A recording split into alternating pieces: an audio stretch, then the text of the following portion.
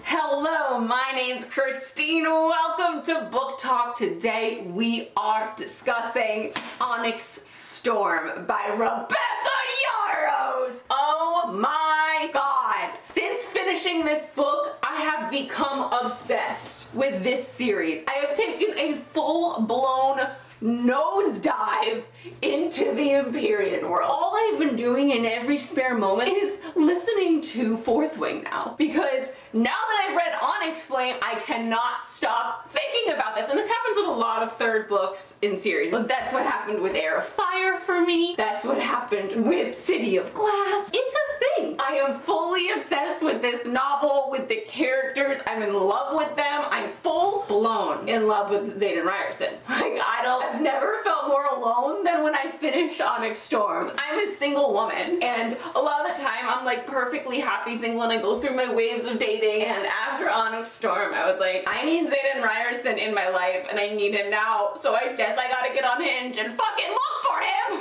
After Onyx Storm, you know all the characters. And we go on all these adventures together and we get to know them all so much more intimately than we did before. Riddick was just a name to me until Onyx Storm. Everyone basically, other than our main core 4 or 5, were just names. And now going back and listening to Fourth Wing, I'm like, whoa! Oh, there's this, oh, look it, oh my god, hi. I didn't realize you were here so early. They're all planted in Fourth Wing. If you haven't read Onyx Storm or Fourth Wing or Iron Flame, highly recommend. Such a fun, non-stop, action-packed, romance-filled adventure. If you like Sarah J. Maas, if you like Vampire Academy, if you like Divergent, but you want it for adults, that is what the Emperian series is. This is the first book in so long that I've been fully engrossed in. I can't stop thinking about this series. I am so excited about more books. I am gonna get into spoilers. So, if you have not read Iron Flame, which is the second book in the series, you should leave now. Bye, people who haven't read Iron Flame. Read it, come back, we can talk. You may notice that there's no video for Iron Flame on this channel. Now, I'm definitely gonna be rereading Iron Flame now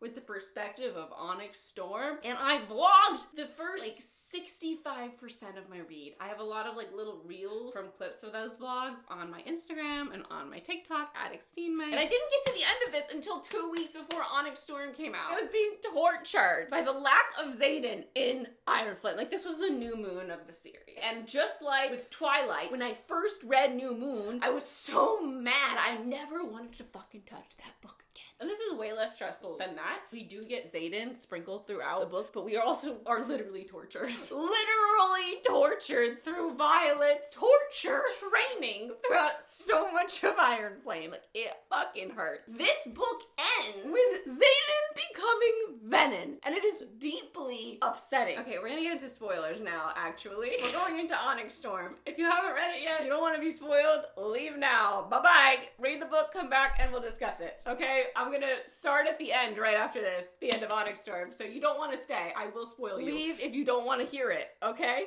But come back, because I want to hear your theories and your opinions on what I'm saying. I just want to have a big discussion in the comments. The beauty of Zaden's arc through these 3 novels, it's gorgeous. It's amazing, okay? In the first book, he doesn't know how to love. Learn that he grew up with a mindset much like Jace Wayland from The Mortal Instruments, to love is to destroy. Zaden's father says that the most useless word in the language of aristocracy has always been and will forever be love. Marriage is a necessary evil to secure the line, nothing more. He is learning that love isn't a necessary evil in Fourth Wing, that it can be a strength, but he's not ready to accept it. He has serious trust issues. And then we're really working through those trust issues in Iron Flame. I don't know how many times I had to listen to the argument of you don't tell me anything! You didn't ask the right question. How am I supposed to know the fucking questions to ask? You just do. You just need to tell me things, though. I don't see the issue here. Just ask the right question and I'll tell you the answer. And then finally, she asks the question, what's your second signet then? And he doesn't want to answer it. We'll get into second signet. But back to Zaden's arc. By the end of this book, he is Batman. You either die a hero or you live long enough to become the villain. At the end of Iron Flame, he has to live long enough to become the fucking villain, or he's gonna die a hero and everyone else is gonna die. Because if he didn't channel from the earth then they would have lost the war at Basquiat. They wouldn't have gotten the wards up, and everything would have been lost. And somehow that's his fault, even though he's the one who made the sacrifice. He made the sacrifice for his city, just like Batman in The Dark Knight. When we go into Onyx Storm, we're prepared for him to be Venin, like this evil being. But really, he's trying so hard not to be Venin that he becomes the best version of himself. Even though he's got like Venin outbursts, he's got some like anger management issues that pop up because like side effects of being a Venin.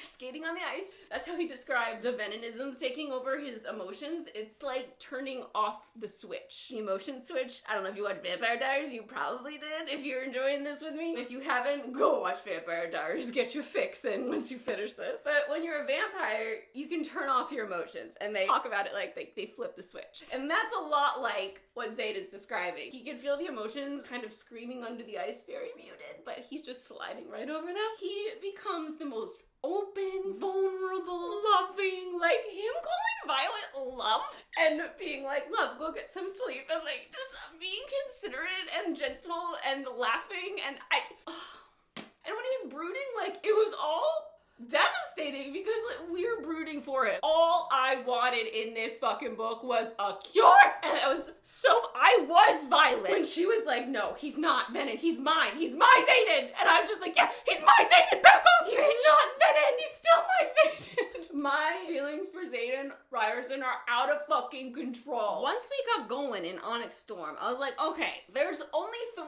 ways I can see this book wrapping up. Either they find a cure, but they can't administer it yet. Like, they figure out what it is, and they have to go get it. Now, once we got to, like, the 60% mark, and we were nowhere finding a cure, I was like, shit, I'm getting nervous. Option 2, Zaden goes full Batman, full Venin. Because we know there is going to come a point where the battle is so hopeless that, again, he's gonna have to choose between dying a hero or living long enough to become the full villain. That's the only choice. And again, at the end of Onyx Storm, the battle's going bad. It's going poorly. They are not equipped enough to take on this many Venin. Violet is losing, and everyone else is losing until Zaden is like, fuck, I gotta take one for the team again, because or else we're just all gonna die. You can't be mad at him. Like, you're mad, but you can't be mad, because he'd just be dead. And then we'd have no hope. So you gotta throw that away. He did it because he needed to do it. He saved all of us. He saved Dragon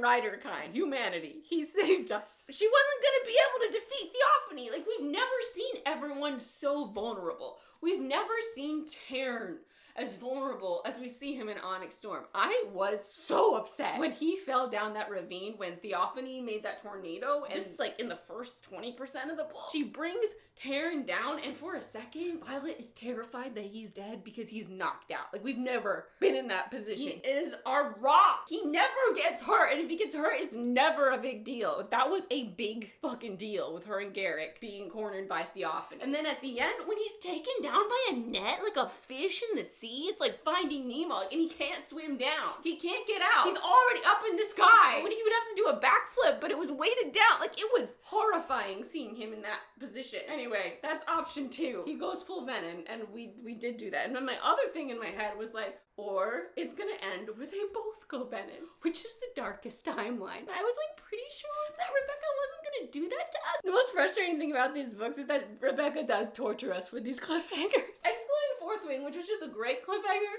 like these 2 cliffhangers were torture. You hurt me, you wound me, Rebecca. It's great, but it hurts because this is like the end of an episode of something on Netflix. Like, I don't want to wait years for the next one. I want it right now. Right now. It takes much longer than a week to write a book like this. So I finished the book, right? And I'm like, okay, so option 2 came true. He went full Venin, and we're gonna have to bring him back. In Iron Flame, we learn about Ryerson, Edward Cullen Signet. It's not quite Edward Cullen. He can read intentions. Now rereading Fourth Wing, there is a brief mention of how it's risky for a dragon to bond someone in the same family line of someone they've already previously bonded, but they don't really explain why. And maybe it's said in Iron Flame, but I have no memory of it. It feels like it comes out of nowhere when she asks Zaden, like, what's your second signet? He's like, oh, I can't tell you. How long does it take to fall out of love with someone? How long? It's so so insecure. It feels like an overreaction to me when he tells her that he could read intentions. She's like, oh my god, what did he do? Like, how did he use this against me? Are you really seriously thinking that he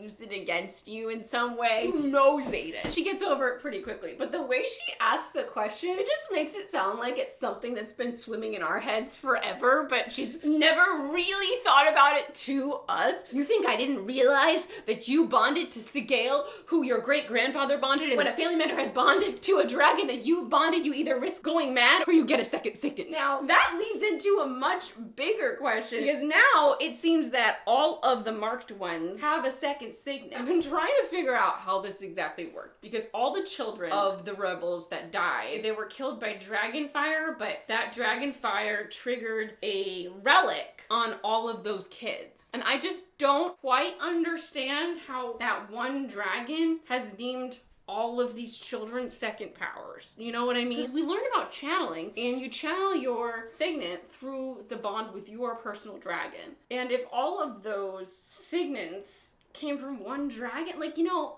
the technicalities, when I think about it too hard, it gets weird and confusing. So I'm gonna let it go. It seems that every rebel has a second signet. And if that's the case with Ryerson, with Zaden, does he have a third signet? If he got his second signet from bonding Sigale, who also bonded his great-grandfather, and he has his first signet from Sigale, but he also has a rebellion relic, what does this mean? Is there a third signet? How come we haven't talked about this yet?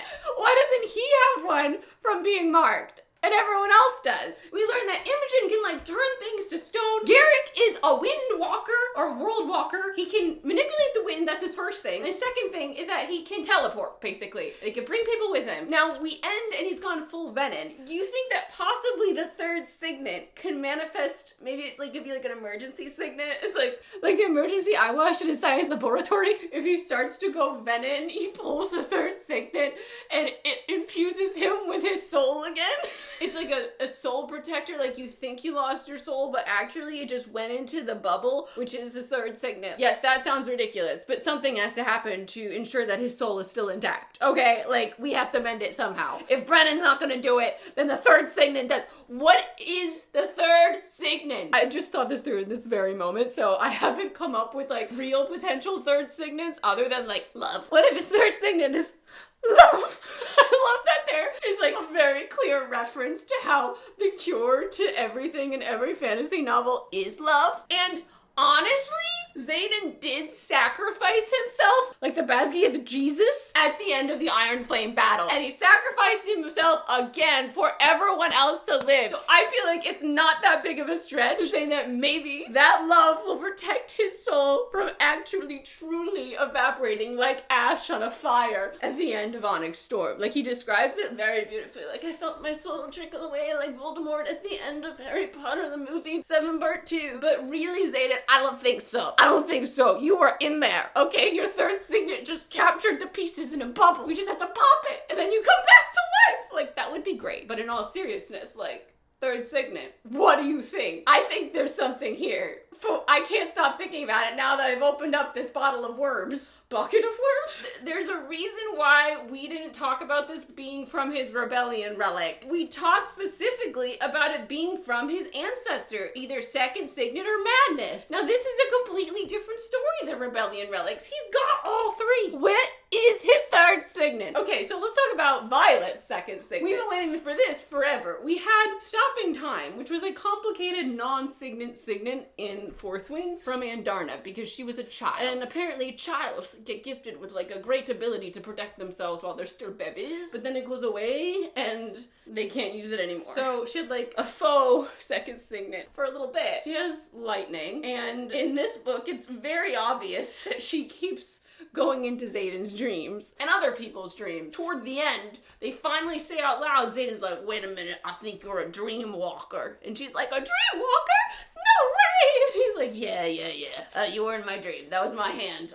It was pretty obvious. I'm so relieved they finally talked about their dreams. I actually have an emotional outburst from when I thought that they were going to brush this exact same dream situation under the rug for the millionth time. This is an intrinsic ability. So she obviously can't tell anybody. But something weird is going on with Violet. Like, there's more to it than dreamwalkerness, I think. Me thinks, and you probably thinks too, that she's actually a full-on mind walker. Now that I'm rereading Fourth Wing, like, anytime Violet's thinking about them being together before they're together and he looks up at her, I'm like, oh god. He is seeing her fantasy right now. Violet could straight up inception people. That's her power right now that we know for sure. Dreamwalker. It's giving Adrian Ivishkov. I really love that she knows this about herself right now, because I think in Onyx Storm, no, in the fourth book, we don't know what that's going to be called. Emerald City. Metal Lightning. Metal Maelstrom. Book 4, Metal Maelstrom. I feel like Violet and Zaden will be in contact no matter what. Via dream. Like, she's gonna be in that boy's dreams because the venin visit her in her dreams all the goddamn time. And they're not dreamwalkers. I think venin has some weird power to project themselves into people's dreams. She will be able to talk to Zaden through dreams and he will know that this is legitimately her. We're gonna communicate that way because the fact of the matter is, this series is so grounded in their relationship and their sexy times. Like, there's no way we're not gonna have them. So even if they're evil sexy times in her dreams, we're gonna have them in communication somehow. But the Irids that they finally find, oh, the dickwad Irids, they're so mean to Andarna, and I was so upset. They were mean to Andarna. So we're talking to the Irids, and his eyes flash red. What the fuck was that? There was no explanation. No one talked about it afterward. His eyes flash red, and the Irids are like, oh, you align yourself with this abomination, and they fly off immediately. Do the Irids have X-ray venin vision? And when they look at you, if you're a venin, your eyes flash? Because Riddick saw it. It wasn't just like they saw the red eyes. He saw the red eyes too. That has never happened before, okay? When he's angry, his eyes get cold and stuff, but they don't like flash red.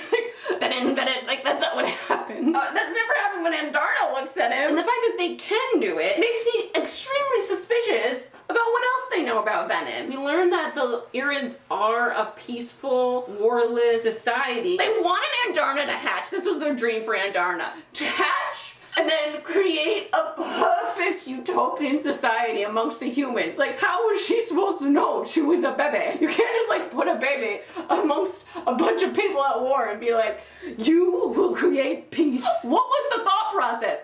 Which of you idiots thought that this was a good idea? How was she supposed to do that? She doesn't know anything about your teaching. This was the dumbest idea I've ever heard. They were upset with how big of a gift Andarna had given Violet. Violet says the same thing to Zaden. She's like, that doesn't seem big enough for how angry they were about me with Andarna. And Zaden's like, this is a very powerful gift, okay? You're slipping right into people's minds. And he's right. Inception, there's a reason why it's expensive in that movie to hire the Inception team. Like, you can do a lot with planting an idea in someone's head, because that idea grows. Like, watch Inception. Oh, it's a great film. She's right now slipping into people's minds when they're not shielded. But we've straight up seen her slip into Zaden's mind, like fully in it, during the throne scene. She was in his head, okay? And she's done weird shit through this whole book. While they're in Develli, while they're in all the islands where there's no magic, she's the only person who could still talk to her dragon, which is weird. We still don't talk about it. Like, is that because she's been blessed by Dune? Touched by Dune? She wasn't fully dedicated. We learned about dedications and how they've been banned since like the year 200 in this book. For some reason, her father brought her to the temple of Dune in Umbria, where there are all like the Dune devotees, it's nuns, with hair like her, with silver hair, but she sees a girl with hair like her. He got her almost dedicated. Is that what's giving her the power while she's in these places that have no magic? Continue to communicate via mind with her dragons when no one else can? Doesn't really make sense. It's something to flag. And not only does she do that, there's moments where she's talking to Zaden without realizing it, like with her mind. She'll say something in her head, he'll answer out loud, and she's like, oh, I didn't realize I said that out loud. And he's like, yeah. And he doesn't really say anything because they have the bond, but the bond isn't working. So what is this that is working? Is Dune powering the second signet? Like, I don't know what's going on. But I feel like if she hones her craft like everyone else, she can eventually just walk into anyone's fucking mind, which is wild and very helpful when you're trying to get through to a venin. Oh. You know, this is very interesting. If you think about Tower of Dawn, like in a series like that, where there is something that takes over your brain, being able to like mentally go in there can allow her to figure out how to cure it. So if she can mind walk, and Zaden's mind, like the emotional part of it, has been like somehow hacked and locked away, I wonder if she could go in there and fix it with her second signet. That's a possibility to put on the table. Now, let's go back to option 3. Option 3 of how this book could have ended was them both going venin. The darkest timeline. That's fucking scary. But at the same time, you almost want them to Romeo and Juliet because you love them together so much. Like, you don't want him to have to do it alone. So we get to the end of the book. And throughout the whole book, I'm waiting for them to get married. Like, when we're at Develli and he calls her his consort, and she's like, dude, don't do that. It's not appropriate right now. And he's like, when would it be appropriate, though? And he's dead serious. And I'm like, ah! I love this Zaden, this emotionally evolved series about their relationship, Zaden. I can't. And then when he's in Hedonis with his mom, and his mom is proposing wild shit at the table. She's like, well, you know, it would be very wise if you and Kat got married and did a marriage contract for like 4 to 5 years. You can get back with Violet afterward. What a great match, diplomatically. Meanwhile, like, she hated her marriage matchup. Why the fuck, of all people, to be pushing this on him? Please. But he's like, okay, draw him up. Just so you spell the name right. Sorrengail has 2 R's. It's Violet Sorrengail that you should put on there. And I was hoping, we don't see that play out, but I was hoping that they kind of got married there. Just in front of a little judge. Just got it done. Because we are essentially waiting for Zaden to go dark. And it's devastating watching all of the markers. Like when the kid links, I think, when he manifests his signet and it's shadows, Zaden gets really depressed. Like, that scene was devastating. And when we talked to Riddick in the forest and he was like, what's the line? What's the line, Violet? Like, I just need to know that there's a line. The tears that were shed from me. He says he'll keep a secret if she lays out a line, that if he crosses it, he's done. And her trying to figure out what that line would be is just, it's so upsetting, and I hate this. Anyway, what was my point here? The marriage. As we get further and further in, we need that reassurance that they're married. Like, Bodhi does not want to run Tyrrendor. Oh yeah, Zaden is the Duke of Tyrrendor now. He was reinstated. Violet really is proving herself as a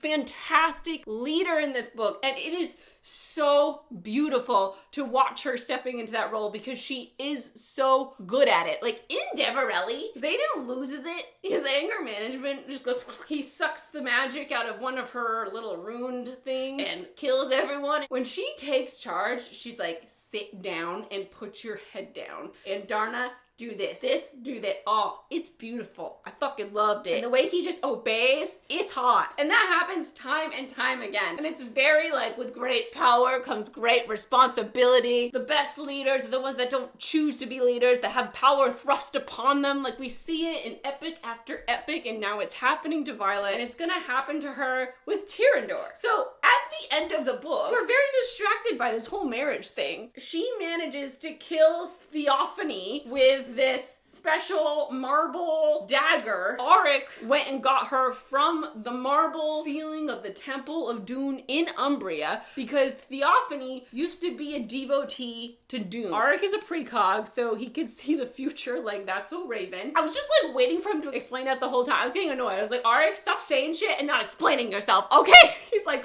oh, she's gonna need this. You have to go protect the temple. You have to be here. You have to do this. Violet, put your thinking cap on and ask him a follow-up question. Stop blowing him off like he's a first year that doesn't know what he's talking about. You were literally him last year. Please, treat him like a person with a brain. She kills Theophany, but she's burned out and she passes out. Then we see from Zaden's point of view, and then we go back to Violet, and she is with Brennan and Imogen, and she's laying down, and she has this note that's like, don't look for me. Don't look for him. He's gone. And it's from Zaden. The guy that you knew, the guy that you love is gone. And she looks at her finger and she's got the Ryerson ring on it and they're fucking married. And I'm just completely distracted by that thought. But other shit's going on. Okay, Brennan's like, where have you been? And we're like, what do you mean, where have you been? We were in battle, duh. He's like, you've been gone for 12 hours. initially too distracted to think about this 12 hours. I was like, oh, they got married. Imogen wiped her memory of it so she wouldn't know. I had to stop thinking about it because there was so much other stuff to think about. Then I was talking to my friend Allison when she just finished the book, and she was like, and Darna says, I will not let them burn you. And she's like insinuating that I will know what she's talking about from saying that. And I'm like, what do you mean? Why are you saying, why are you bringing this up? And she's like, because. And I'm like, because why? And she's like, because she was gone for 12 hours. And I'm like, I'm gonna need some more context. And then it clicked. I'm like, oh, you think she's also venin now? And she's like, yeah. I'm like, that's option 3 of my options. And I was like, oh, thank God that didn't happen because she burned out. But 12 hours is a long time. And we were cut off mid-battle. And Taryn was in a bad situation. We don't know. Why would Andarna say that? Like, she's like, I will not let them burn you, Andarna vows. She's like, what? Why would my brother burn me? And why in Dune's name would I be sitting on gravel in the courtyard? My thoughts are slow. Something's off. Fuck.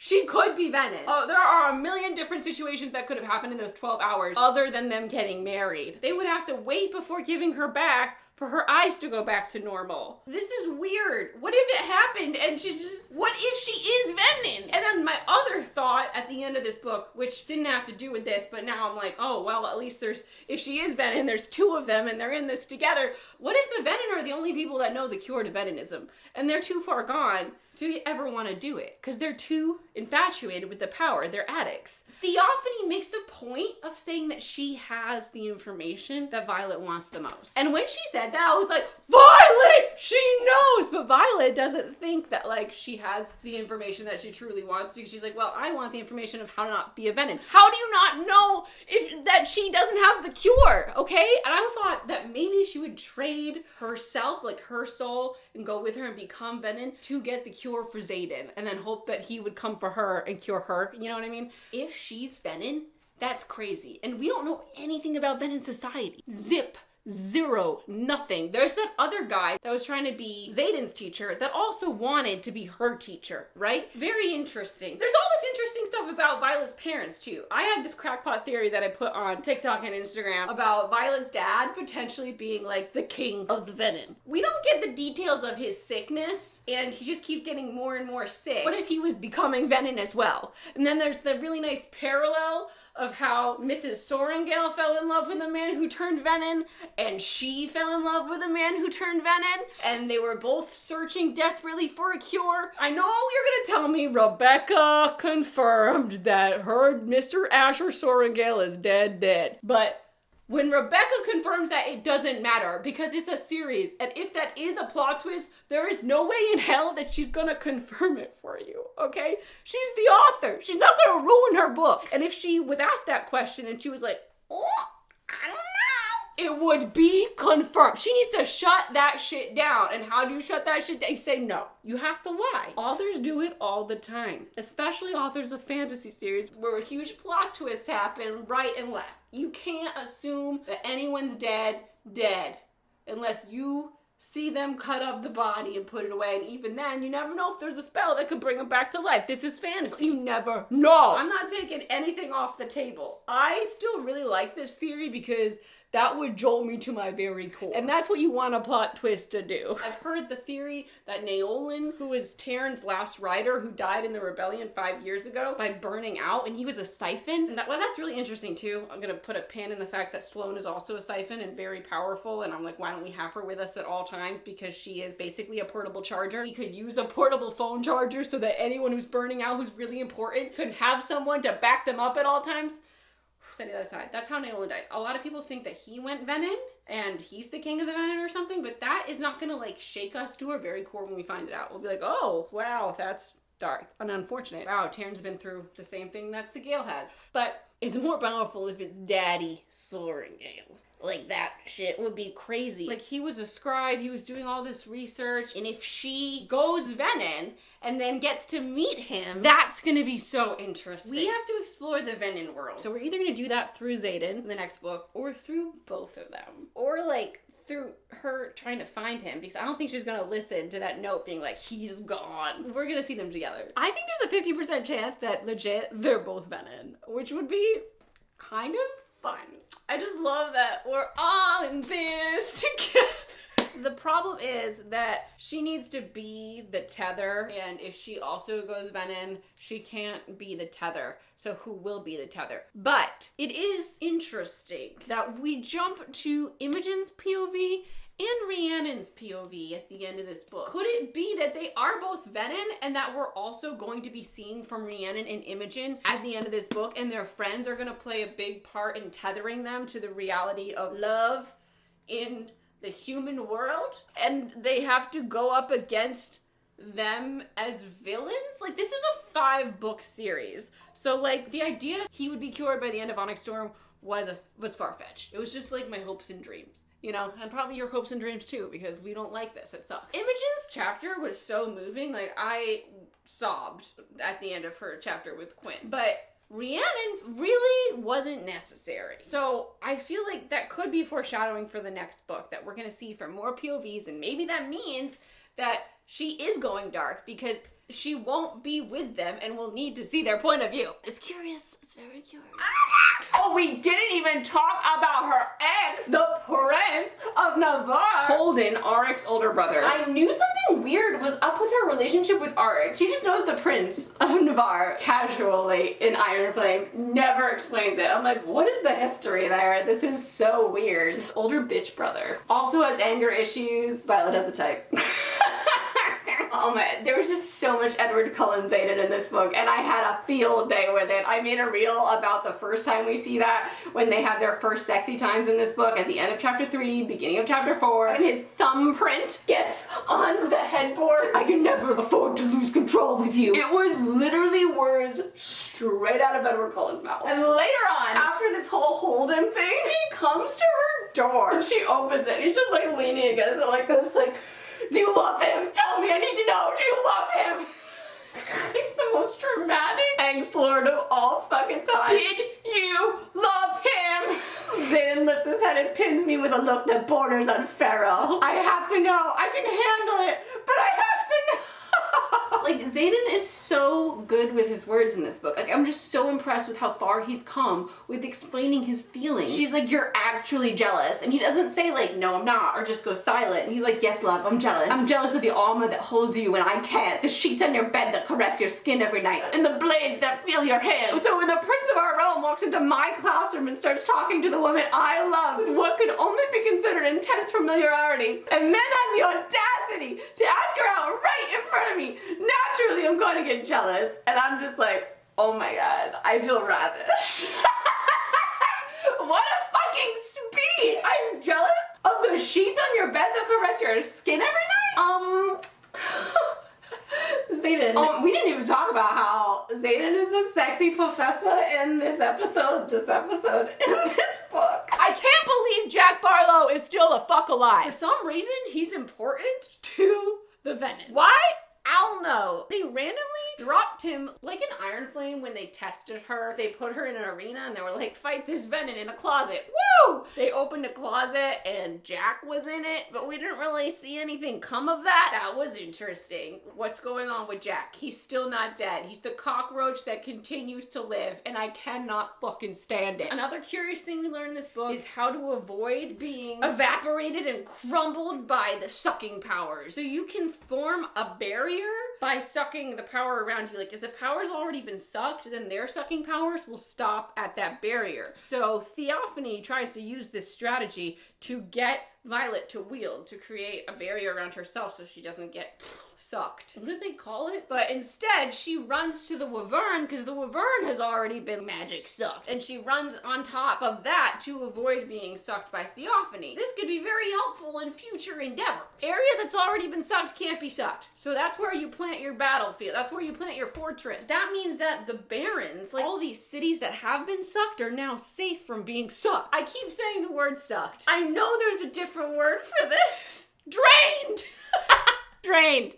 Arrows that have already been drained can't be redrained. Let's rewind back to the marriage thing, and we have to talk about the sexy scenes in this book. We have some real good ones. The one in Develli, all of Develli was my favorite. Zaden, so lighthearted, happy-go-lucky. He gets there, he's like standing, looking out at the water, all calm, and he's like, can you feel it? There's no magic, there's no temptation. And I was so happy for him. And then they went to the bookstore and they're like riding on horses. He's being curious and kind and just asking questions, and everyone's like, did you give him something? Like, who the fuck is this guy? And then the scene in the bookstore is so good. Dane is also there. Dane is now the Jason of this series. He tries, but he never really gets there. He can never really pull it out for us. Like, he's really good at languages, and he's on this trip with us so that he can speak all these languages. But he's always stumbling, and then Arik is there, and he's fluent. And when they have to, like, do that Game of Thrones fight 3-on-3 in Umbria, and he is called to fight, Violet and Zaden are struggling to the death, and Dane's just like already knocked out. In this situation at the bookstore, the old lady knew Violet's dad and has all his books. She's like, love here, we call that alchemy. Something that takes two people and makes it into something even greater, something entirely different, just like you and Dane here have. And she points to her and Zaden, and everyone died. It's so awkward for them, and Mira's just cackling like, I can't. The old lady looks at them and she's like, are you not Dane? And then Dane raises his hand in the corner and he's like, I'm Dane. Didn't quite work out the way that Daddy Sorengale thought it would. They have their great sex scene there. They have sex on a table and break it. And then he goes through his whole brooding thing, even though he's brooding and he's like, I'm gonna be gone and I'm gonna leave the woman I love and this is terrible. And Violet thinks he's giving up. He actually goes to Eurasia and tries everything with Brennan to try to heal him. And I really had faith in Brennan. I was like, he can heal anything. He healed the fucking Wardstone. Why wouldn't he be able to heal Zaden? Nothing worked. He appears rain-soaked in the night. He dragon rode 8 hours off of course to go see her because he'd been sober for like 73 days. Sober from the magic pulling, okay? And I guess that's twice the length that Jack had ever gone without pulling magic. He was like, if I've gone this long, maybe I'm stable. And he's just, that was the number in his head was 76, but he's at 73. And he's like, I couldn't help myself any longer. And she's like, I want you right now. They have their sexy scene. It's really hot. They end up on an armchair. And after that, he's like, oh, I'm stable. Let's do that again. Here, here, here, and here. Do they use condoms? I'm rereading Fourth Wing. Maybe they'll talk about it briefly. Like, is there some contraceptive that's going on? Because I have to wonder, there is talk of an heir, of how, like, he doesn't have one, and Bodhi's the only heir.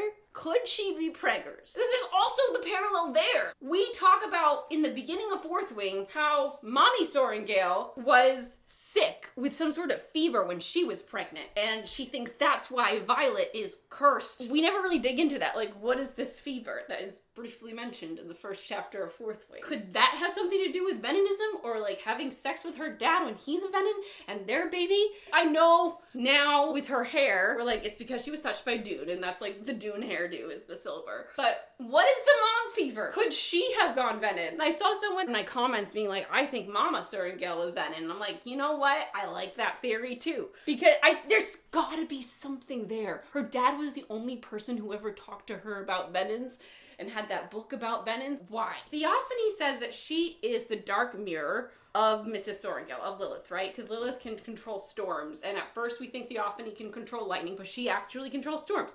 And she said that when Lilith fought her, she ran away and hid at Basgiath and never came back.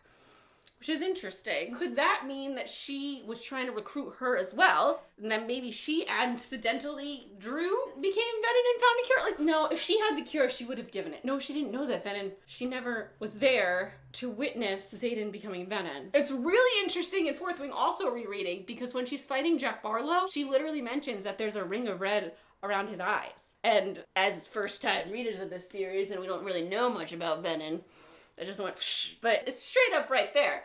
And in Fourth Wing, she tells a story about her mother when they're just talking about how venin were folklore. She tells a story about how her mom came back from a battle one day and her eyes were super bloodshot and she thought her mom was venin and she like screamed and such. I mean, it could be just to foreshadow the redness in Jack's eyes, but it's curious.